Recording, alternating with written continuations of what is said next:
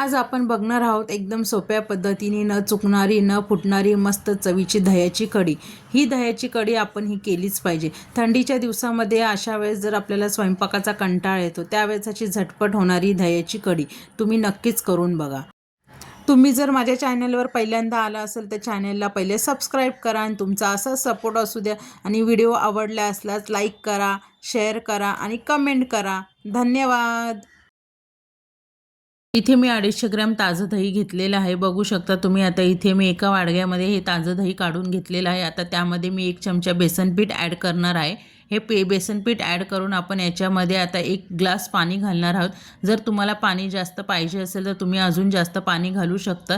आता ह्या सगळ्या आपण हे सगळं आता एकत्र मिक्स करून याच्या सगळ्या गुठळ्या मोडून घेणार आहे। अशा प्रकारे आपलं हे आता दह्याचं ताक तयार झालेलं आहे आणि असं पूर्ण प्लेन छान असं झालेलं आहे। बघू शकतात तुम्ही। असंच करून घ्यायचं आहे। हे बघा मी आता इथे एक पातेलं गरम करायला ठेवलेलं आहे। त्यामध्ये आता मी तेल ओतून घेतलेलं आहे। तेल आपलं असं छान असं कडकडीत गरम झालेलं आहे। त्यामध्ये आता फोडणीसाठी जिरं, मोहरी, कढीपत्ता आपण टाकून घेणार आहोत। जिरं आणि मोहरी असं चांगले तडतडली पाहिजे। हे बघा छान असं आपला इथे आता फोडणी तयार होते। यामध्ये आता मी लसूण आणि मिरची ठेचून घेतलेली आहे खलबत्त्यामध्ये। जर तुमच्याकडे खलबत्ता नसेल तर तुम्ही मिक्सरला वाटून घेतलं तरी चालेल। इथे आपली खमंग अशी इथे फोडणी तयार होते। बघा किती छान असं आपलं परतलं गेलेली आहे। फोडणीचा खमंग एवढा छान येतोय ना, मस्तच। यामध्ये आता मी हळद ॲड करणार आहे, हिंग पण ॲड करणार आहे। जर तुम्हाला हळद नसेल ॲड करायची तुम्ही हळद नाही टाकली तरी चालेल। कोणाकोणाला नाही आवडत हळद, तुम्ही नाही टाकली तरी चालेल। हे बघा इथे आपली खमंग अशी फोडणी तयार झालेली आहे।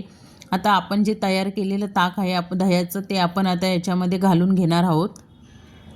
हे बघा जर तुम्हाला वाटत असेल याच्यात जर पाणी कमी वाटत असेल तर तुम्ही अजून अर्धा ग्लास पाणी ॲड केलं तरी चालेल, तुम्हाला पातळ पाहिजे असेल तर। हे बघा चवीनुसार मी आता याच्यामध्ये मीठ ॲड करून घेतलेलं आहे। कढीला उकळी नाही फुटू द्यायची आहे। जर कढीला उकळी फुटली की आपली कढी फाटण्याची शक्यता असते, त्याच्यामुळे कढीला बिलकुल उकळी नाही फुटू द्यायची। कंटिन्यू 5 ते 6 मिनटं असं ढवळत राहायची कढी मीडियम गॅसवर, गॅस फास्ट नाही करायचा आहे। हे बघा आता मी इथे चांगली अशी ढवळून घेते कढी 5 ते 6 मिनटं। कंटिन्यू अशीच ढवळत राहायची, बिलकुल कढी फुटू द्यायची नाही। जर तुम्ही उकळी काढली कढीला तर आपली कढी ही फाटण्याची शक्यता असते आणि कढी फाटतेच, फाटण्याची शक्यता असते। नाही कढीला जर उकळी काढून घेतली तर कढी आपली ही नक्कीच फाटते। हे बघा किती छान असं स्ट्रेक्चर आलेलं आहे कढीला आपल्या। तुम्ही अशा प्रकारे कढी नक्कीच करून बघा, खूप छान होते आणि अप्रतिम लागते अशी कढी। याच्यामध्ये तुम्ही पकोडे पण बनवून टाकू शकतात, म्हणजे आपली ती पकोड्याने कढी तयार होईल। जर तुम्हाला जास्तच आंबट वाटत असेल दही तर तुम्ही याच्यामध्ये थोडासा गूळ पण ॲड करू शकतात। गूळ टाकल्यावर पण खूप छान लागते कढी आपली। हे बघा अशा प्रकारे ही कढी बनवत राहायची, ढवळत राहायची आहे आणि तुम्ही अशी कढी नक्कीच बनवून बघा। पिण्यासाठी पण खूप छान लागते अशा प्रकारे कढी बनवल्यावर। हे बघा मी कंटिन्यू इथे 5 ते 6 मिनटं ढवळून घेते, अजिबात मी उकळी फुटू दिलेली नाही आहे कढीला।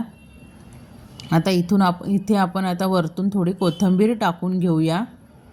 हे बघा कोथिंबीर घालून आपण मस्त अशी कढी आता ढवळून घेणार आहे। आता इथे आपली पूर्णपणे कढी तयार झालेली आहे। तुम्हाला जर हा व्हिडिओ आवडल्यास नक्कीच लाईक करा, शेअर करा, सबस्क्राईब करा।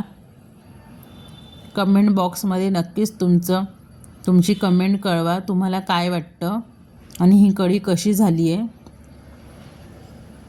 अशी कढी तुम्ही नक्कीच ट्राय करून बघा। धन्यवाद।